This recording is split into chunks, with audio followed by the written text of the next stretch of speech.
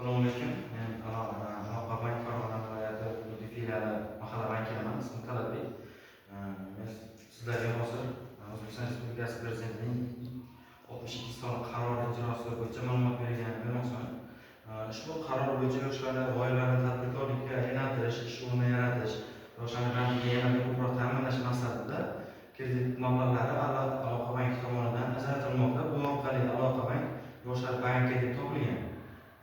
Hozirgi kunda biz yuridik mijozlarga yangi ochilgan 18 yoshdan 30 yoshgacha bo'lgan mijozlarimizga 300 milliongacha garov asosida ishchi o'rni yaratish bilan jami 5 milliard so'mgacha kredit mablag'larini ajratmoqdamiz.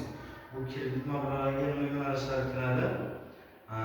O'quv markazi tashkil etish, misol o'ziga hozir o'quv markazi, o'quv qurollari, darsliklar sotib olish uchun bu yaxshi bo'ladi. Misol 18%dan 5 milliardgacha ishchi o'rningizga qarab berilaveradi.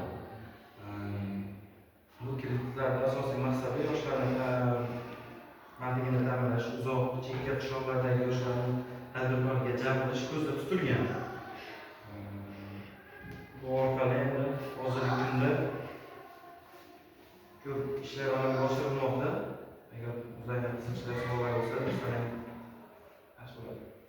Nimaga faqat 30 yoshgacha? Bu asosan yoshlarni qamrab oladi.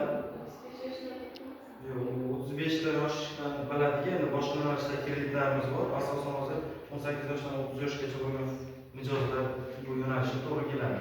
Bu yo'nalishimizda endi boshqa yuridik tartiblarga, yo'nalishlarga, kriteriyalarga to'g'ri keladigan mijozlarimiz bo'lsa, qabul qilaveramiz. Lekin foizda to'lovlarida uncha katta farq yo'q.